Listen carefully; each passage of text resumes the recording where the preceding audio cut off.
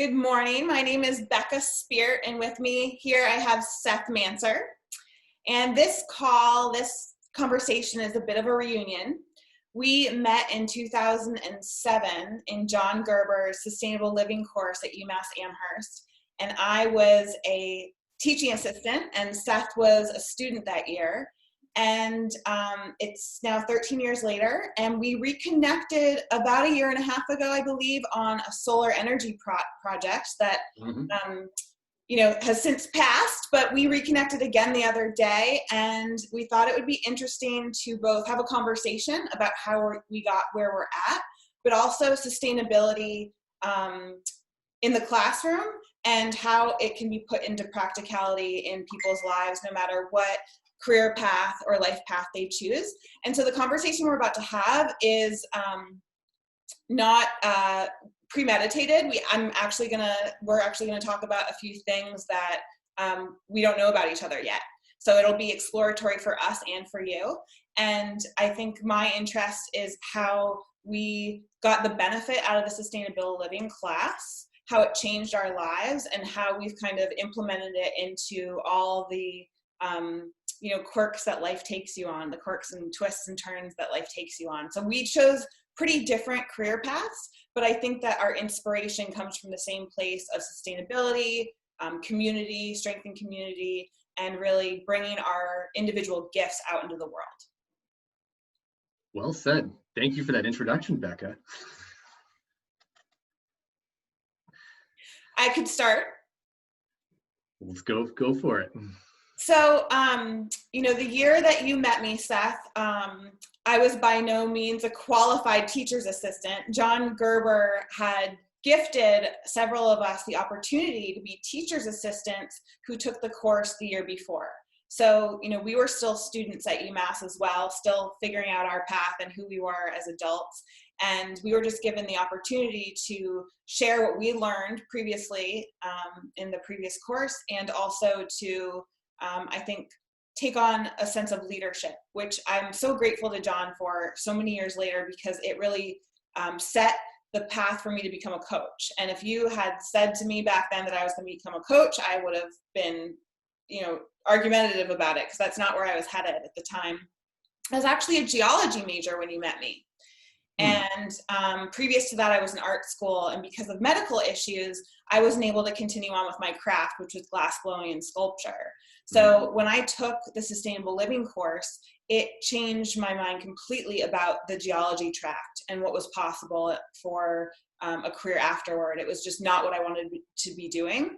And I came from a family who was very environmentally conscious. My parents had been composting my whole life and were very focused on growing food and living an environmentally conscious lifestyle, but there were never conversations about it. I always thought my parents were weird. I didn't like compost. It smelled bad. And John kind of really brought together all these ethics and morals that were in my household that I didn't have context to, and it just flipped my universe upside down and gave me a whole new concept of what the world is, how it functions, how we get the resources that we get, and how we treat people. And I think that the most impactful piece of that course for me, which I didn't really realize till years later, was the impact of taking a deep breath and active listening. And so John had this course designed to teach people about sustainability, but he led his classes with intention and with community in mind. And at the time, there was a program in Amherst called Living Roots, and it was an eco-village education program. I'm not sure if you ever took any of their courses, did you? I went to Findhorn. Where did you go? I went to Peru and Mexico. And in Mexico, it was the consensus decision-making program. And in Peru, it was on fair trade and shamanism, which was a whole nother propulsion for where I'm at today. And in Findhorn, it was a very sustainable community, one of the most sustainable communities in the world, right? Right. And I chose that where my track, I felt around kind of the sustainable development space. And that was really the name of that program. And then baked into the sustainable development is the Gandhi quote, "Be the change you wish to be in the world," which is exactly how you just described how John structured and facilitated the class. And that was transformative for me, going from a I'm going to tell people to be sustainable too. Well, it seems to make sense. I enjoy it. I see others enjoying it. I'm going to live it and do my best to share what sustainable development means to me. And so you took the two Living Roots courses? Yeah, I did. And, you know, I had extreme medical problems at the time that were mysterious, and I was in so much chronic pain. And the reason John and I even connected, because it was a huge class. I think there was 300 students. Something like that. In the class. Yeah. And I had asked a teacher's assistant, I don't even remember who was there at the time, if she could get me a table and chair for the lecture hall, because I was in too much pain to sit in a chair, in a lecture seat. The stadium seatings. And John connected with me, and he was so impressed that I would ask for that support. And I was confused why that was so profound to him. And he said, you know, it's a gift to others to tell them that you're in pain and ask for help. It gives them the permission to also be vulnerable and get the help that they need. Would you like to be, and I don't know if it was in the same conversation, but at some point, you know, he became a mentor to me. And he said, would you like to be a teacher's assistant for my honor section next year? And I was blown away. I paused. He asked me if I wanted to be in his honors section. And so I'd never been in AP classes before. I was never, you know, an excelling student. And this was really heartwarming to me, that not only was just me being in my natural state and being who I am a reason to be invited to such a thing, but that he felt like I was capable of advanced coursework. So I entered that space, and throughout my experience there, then he invited me to come back and teach as a teaching assistant. And that was mind-blowing. That was the first time I ever sat in a circle with my peers and talked about my feelings. You know, it was essentially group therapy with intention and education and concept. You know, we would go over, if you remember, you know, written work, and we would contemplate it together. And the teacher's assistants would, you know, facilitate self-inquiry and group inquiry. And it was just something I'd never experienced in public school before. Right. It changed my life. It changed my life. And the programs I did that I was inspired to take abroad ended up being a pattern that, you know, facilitating a pattern that's been consistent in my life, which is I do a program or I enter a group, and I always end up being separate and like seeking a separate path within it, which is also how I ended up finishing my degree at UMass. After taking sustainable living, I ended up dropping geology for a minor and designing my own major around the sustainability piece. So I called it environmental and cultural sustainability. And the reason I added the cultural piece was because while I was in South America, I was able to discover shamanism and incorporate that into the educational programs. While the rest of the students weren't focusing on that in our predetermined coursework, I was working with other people in the village to study shamanism and pick their brains, and ended up doing my focus on that. And that ended up really facilitating a lot of physical healing for me, which is what, you know, led me to take a couple more courses after college in permaculture design and wilderness skills. And then I ended up getting certified as a holistic health coach throughout that whole process, because I was still talking to shamans and herbalists and healers and recognizing that there's so much more of the human permaculture piece that wasn't being explored in those spaces. And so as I was learning all the green techniques and permaculture techniques on the land and doing a little bit of community development stuff, my body was suffering. And there was no place in the community to take care of my body. So I was doing this 9-month outdoors program in California, and I wanted to come back for a second year for an advanced permaculture program. And I asked them to help me with my body because I couldn't camp anymore. And they said no. And I was just blown away at how little place there was for people who were handicapped or incapable of the physical effort, that we couldn't be part of the permaculture community. So that just sent me off on a whole new trajectory of figuring out, how do I heal the body? How do we look at the body in permaculture? Because it was totally rejected, and I felt no support from those facilitators. And that was like a whole nother thing that I had to deal with in my spiritual path, is how do I come to terms with the fact that like my mentors at the time weren't meeting me where I was at. But I've had a very interesting life of mentor after mentor, and it keeps being a different avenue. So here I am today, and I'm actually a psychic life coach. So I support people around empowering themselves in their spiritual development. And I still have all that permaculture design and wilderness skills and environmental stuff in my toolbox, but it's much more focused on the internal landscape. So what I was interested in our conversation, and I'm curious to see how we pull this all together in a talk, is how, you know, those pieces are both so important, and how can we support each other to reach more people, to cover all our bases, because you and I are unique people who have insight and education into a realm where many people haven't had the privilege to learn from. And together we can really, you know, hit the whole landscape, mind, body, spirit, environment, and make this huge impact that I think that John Gerber had the vision of creating by having this course and touching so many of the youth to really transform society and get us back to a place of connectedness.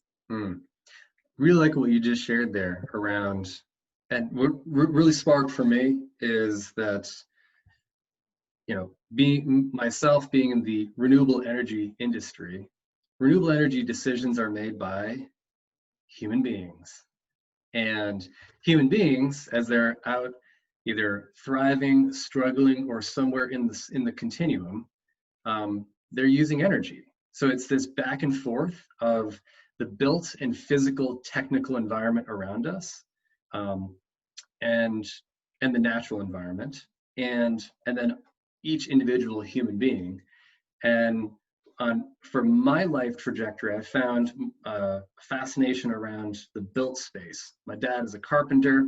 I like building stuff and really getting my hands dirty and seeing the results that physical change in the world can do. When I was at Findhorn, really got excited about co-housing. I was like, wow. I had no idea how much the built environment truly impacted how people lived. By intentionally not putting any type of motor driving area in the middle of a community, allowing it to be straight up walkable. Like when you walk into or approach that community, you can see it. There's a little kid wagon right out there between all the houses. There's a whole bunch of, you know, like you can just see this kind of vibrant, you know, area, as opposed to drive up to the typical condo association that has a ton of parking spaces, a handful of token crosswalks that my 9-month-old daughter, she is not walking across a crosswalk yet. She'll log roll. But anyways, we're getting back to it. It's really, really interesting and important to make that note about how, you know, all sides matter, and finding one's place in, is it the emotional side? Is it the psychic? Is it the, you know, there's all these technical built, am I focused on buildings? Am I, you know, energy? There's all these different things. Health is obviously, it's 2020. It's a very big conversation around health and wellness. And there's so many different things. And that's really what I appreciate, how John Gerber structured the class around sustainability, is that it wasn't like, this is sustainability. It's rather, here's 12 classes or 20 classes. I forgot how many total we had. Each week was a different theme. It was a theme about the built. It was a theme about agriculture, health and wellness. And it kind of ticked on like every category of sustainability. And I was like, whoa, like I get it that you could engineer something for sustainability. I didn't think about applying the word sustainability to virtually anything in life. And then approaching that in life. So you could be an IT coder with a sustainability lens. Like, am I creating software that might like do ransomware and do terrible things to people? Or am I doing IT in a way that is bringing value, nourishing people, connecting people in meaningful ways, moving our world forward in a positive direction? So that's one of the things that really struck out to me with that course 13 years ago. It was like, you know, I'm coming from, uh, being a reservist in the U.S. Marine Corps. And so on weekends, I'm Sergeant Mansur out there, firing machine guns and doing a whole bunch of stuff. And then I come to this class and I'm like, oh, I can actually approach the Marine Corps from a sustainability lens. Like, if I don't treat my body well, guess what? That 100-pound weapon that I need to like walk around with, like that's not going to work if I don't treat myself well. And so I found like doing yoga out there out in the field with the Marine Corps got some crazy looks sometimes. Yeah. But I'll tell you what, I was limber and I could just get after it in a way that a lot of people were just like, they would pull a muscle or something.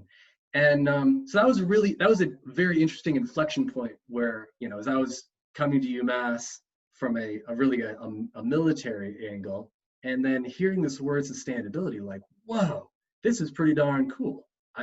I can now relate to people in these, what I felt were disparate categories of life. And now I'm like, we're all kind of, there's this really common lens of sustainability.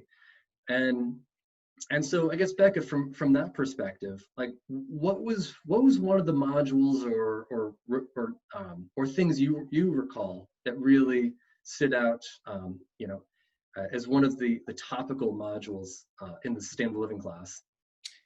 It's interesting that you asked me that because I remember so few specifics at the time or now. I remember Adam Barnard talking about hemp and how beneficial it can be for society, that it could create ink and fuel and fodder and building material and all this stuff. And I'm thinking, how do I not know that? I remember, now that you're mentioning about the health and wellness, I remember there being a part about natural childbirth. I've forgotten that. There are all these aspects. And when you were talking about being out in the field doing yoga, and that you were so much more limber, I feel like that's so metaphorical, because when I think about sustainability, literally, I think of regenerative. Like, I don't think of it as sustaining. I think that it's a poor use of words. We call it sustainability. I see it as holistic. And when you're taking care of your body, taking care of the body of your life, you're more limber, you're more resilient. So it's almost like resiliency. It was a class on resiliency and regeneration and holism. And so I think that the reason, and I'd have to ask him, and I'd love to reconnect with him, I'm going to send him this video, is that like, how did he organize it? How did he format it? Because what I loved about the program I did in California, the 9-month Wilderness Skills Permaculture Design Program, was that there was a intention behind the order of things that they did. And they didn't tell us till the end of the program because they wanted us to be in it. But that there is this way of leading the mind and the person through a learning experience, seemingly random, but those different pieces build on each other. And I think what I got most out of the course was how much it was okay to just be myself, how much it was okay to be in my natural talents and my natural skills and share them with others and be present and vulnerable and transparent. And I think that honor section he created, and it didn't end up being what I thought it was, right? It wasn't this advanced course. It was, how do we get into a more intimate space and connect with each other? And I think that the time that he introduced David Boehm's active listening, pause, relax, respond. Do you remember that piece? Right. That changed everything, because I'm the youngest of 3 sisters. I always felt like I wasn't heard. And my way of being heard was to get louder. And that was the first time where I recognized, wow, like, what does it mean to really be present with somebody and then be heard by somebody? And that changed my whole life. And here I am today as a coach, and people are like, you're just so good at listening. I just feel like I can tell you everything. And I still go back to that class of, what it felt like to really just be witnessed, and how, even if I was crappy at my job and I wasn't a good coach, just the fact that I can sit and hold space for people changes their life. So that changed my life. And then all the pieces of the structure are so important. And I'm so grateful to those of you people who know those skills and offer them to us, because, you know, I'm going to hire you when I need that stuff done or appraised or assessed, because I no longer have so many up-to-date skills in that area. And so we all need each other. And I think that class really kind of showed what a community requires, that we need all these pieces. And of course, we're not all going to kick ass at each piece. And so I'm so lucky to be back in touch with you now. I know that, you know, you're less than an hour drive away and that you've got all these skills. And it was such a joy to connect with you last week and hear about how you've been tending to your land and what's possible for my land. And I'm so glad that you've continued those skills, and that, you know, I've, you know, gone off on a little different of a tangent, but I can offer my skills to your community. And that's how we build a fabric that is regenerative and holistic. And I think that if anybody has learned anything from 2020, is that we're so disconnected from ourselves and each other. And we have such an opportunity to dig deeper and to create something so much more beneficial and holistic for ourselves and each other. And I think that conversations like you and I are having are just along the same theme and, you know, essence of what's possible after people learn what they learned this crazy year. Absolutely. And one of the visual that comes up for me, for those that aren't aware of permaculture, it's a combo word: permanent agriculture, permanent culture. It's a design methodology to really, you know, sit back and think, okay, what do I want? What's the end goal here? And then kind of reverse engineer it. Like, what's the 100-year goal for this garden? Normally people are like, yeah, I want to plant some peppers and radishes. It's like, cool. Well, I made the fatal error earlier this year of putting a greenhouse where I thought I wanted it, put a lot of work there, and then realized it's in a terrible spot now that I need to worry about snow plowing and things. So there's a great example of, I thought I put some effort into it. I could have paused, done a bit more intentional with my design and layout, and then all that work to get the greenhouse, the raised bed, the 4 yards of composted soil.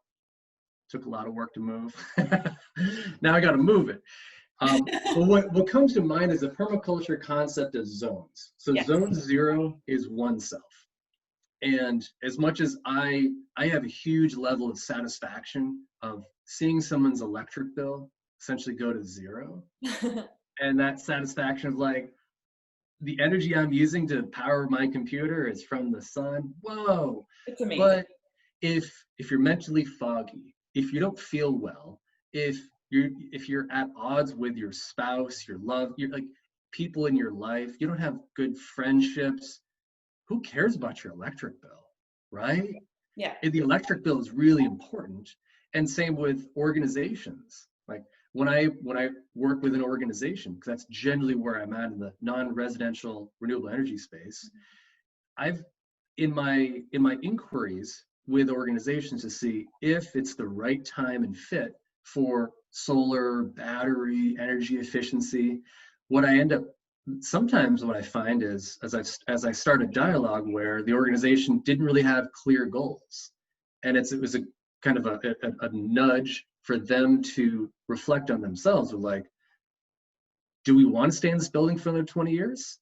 I don't know. We actually haven't even had that conversation. And I'm like, well, that's really important to know before we really get into solar. Because solar is not an overnight thing of like, it costs a lot of money.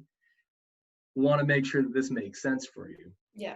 And so I think that's, going back to what you said about, just resilience and getting to the core and kind of finding those overlapping elements that, each person and different discipline can really, kind of create an interwoven fabric that creates the fabric of community. Is that yeah, and I'm grateful to you for starting to define permaculture. I feel like I'm going to have to link below a link to permaculture so people get more information on that. But the way I always understood it, and what you're describing right now, is that we so easily want instant gratification. We want our bills to go down. We want to go green, so we choose solar. And it's so important to talk to clients about why solar. What is it a fit for you? Because it's not a fit for everyone. And a lot of resources go into solar panels. Like, it's not just sun, there's resources involved. So you really have to think about that. And so in terms of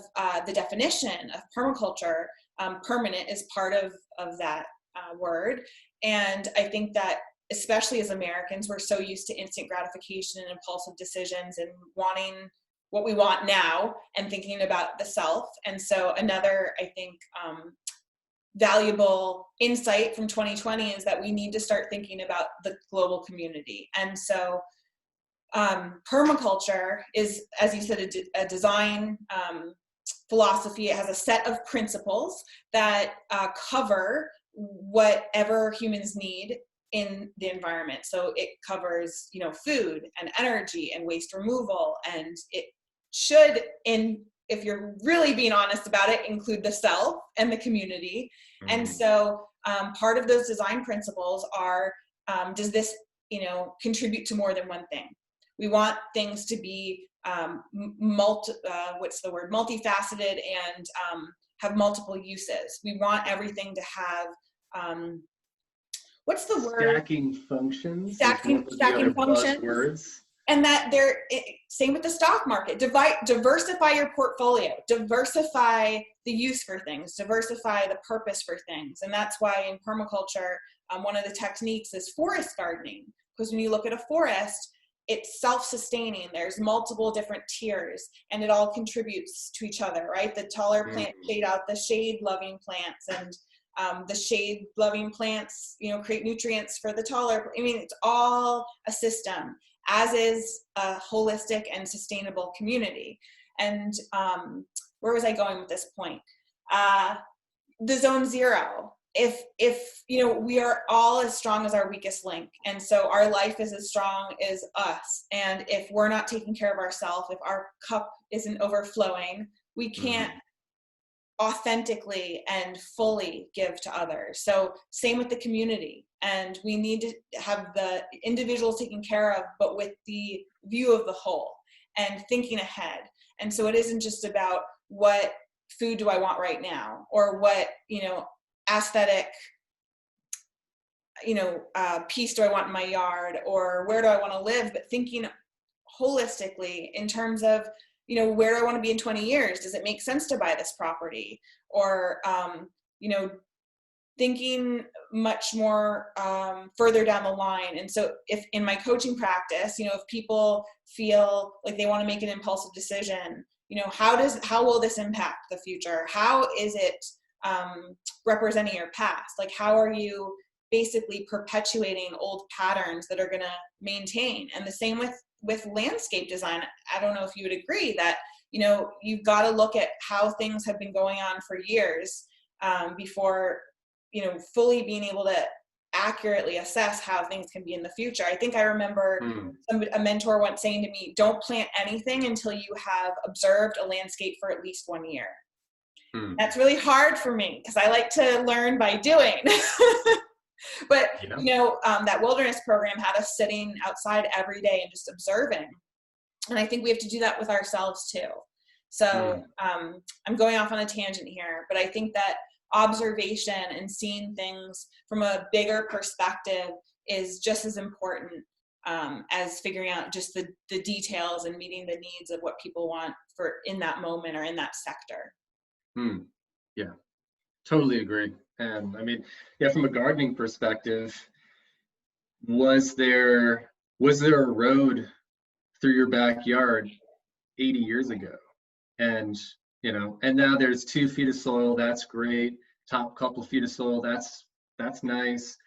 But the fruit tree that you plant that will take 3 to 5 years to start fruiting, as soon as it starts trying to get its roots down beyond 2 feet, it might just be an impenetrable barrier. And that was an example that one of my chemistry teachers from high school brought up.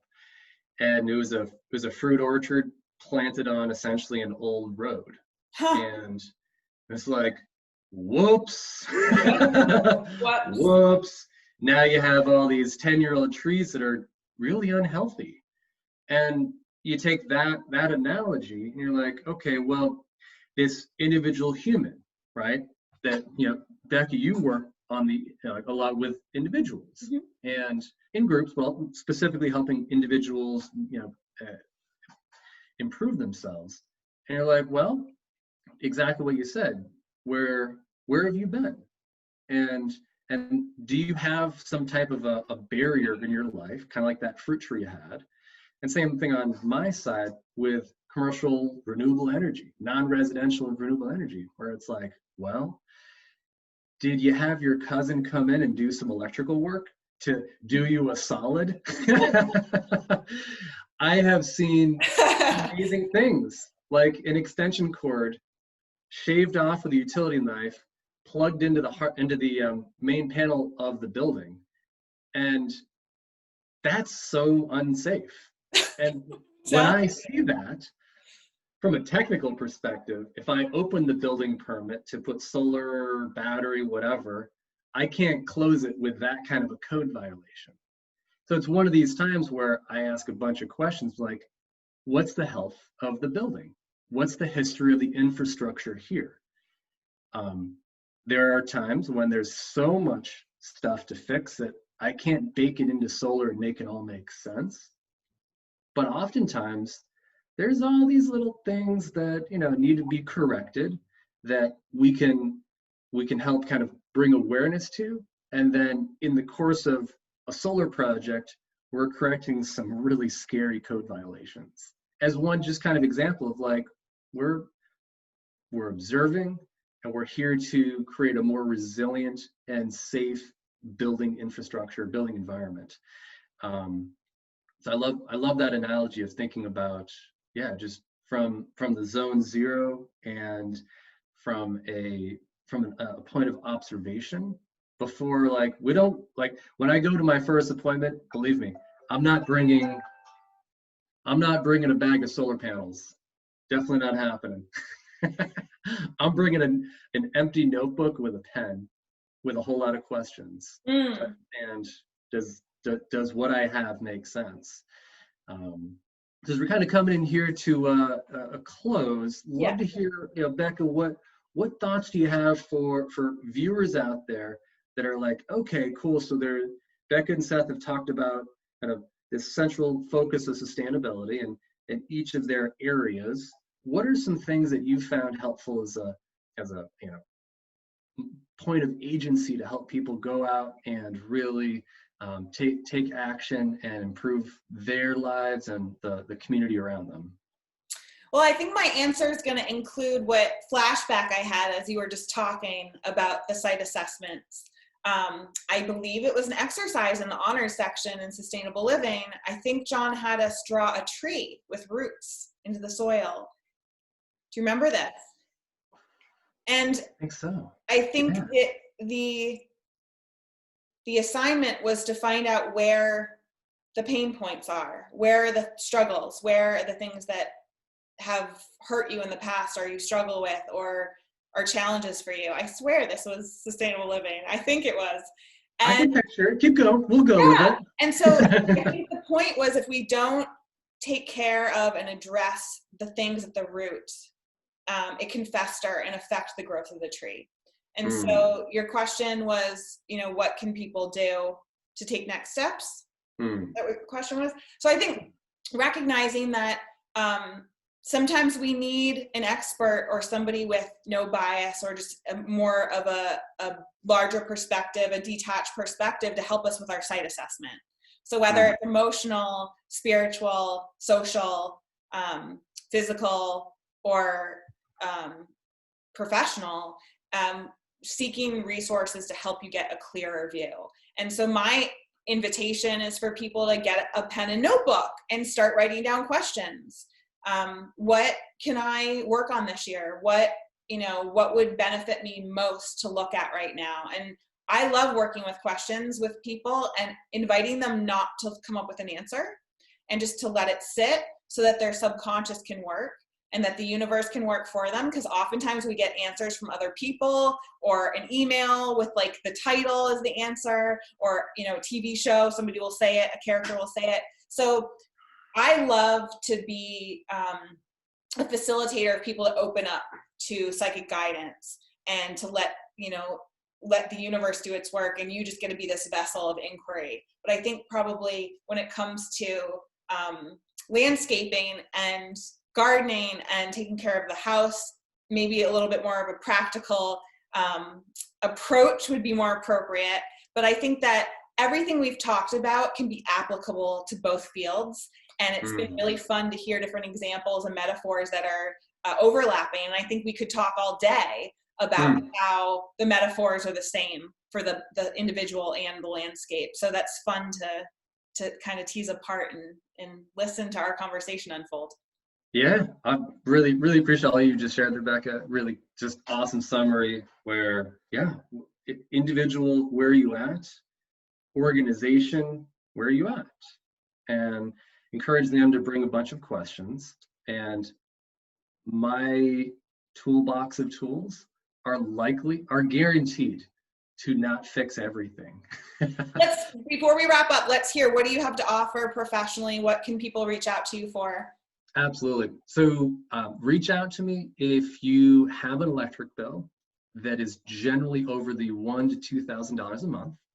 That's generally where my services and added analysis complexity can really bring value, whether it's solar and or battery, energy efficiency, electric vehicle chargers, things in the kind of building performance energy space. So if you have questions, if you're looking for kind of a checkup on your building to see how can I improve my building and how might this improve my organization's cash flow, nonprofit, for-profit, tax credits, whole lot of areas that I can impact. And yeah, so looking forward to hearing from anybody that has questions around building performance and might solar make sense? Is it the right fit? Yes or no? Maybe not, maybe not now. And Becca, on your end, what would you like to share with folks on how you can help serve? Yeah, I've been a coach from the range of greening homes to holistic nutrition to essential oils. I used to do a lot of energy healing with people, so I do guided meditations and that sort of thing. But I think that my biggest reach these days, these years, is that I'm a life coach. And so if people have some self-development work that they want to dive into and need a support system, I work with people weekly, and can help people kind of navigate, either if they're feeling like they're having a spiritual awakening or they're truly ready for healing and haven't really been able to work through trauma or patterns in their life that don't work, whether it's in relationships or self-care or career. I'm really, a resource to help people make breakthroughs there and empower themselves to live more empowered, inspired, and productive lives. That sounds like something I and everybody else would love to have more of.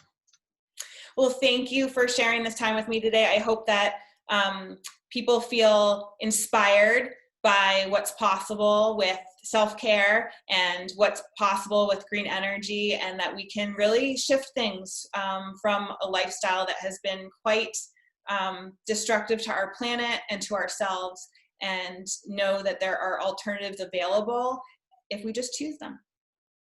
Outstanding. Thanks, Seth. Thanks for tuning in. Great to connect with Becca. Always a pleasure. Take care. Talk soon. Absolutely. Bye.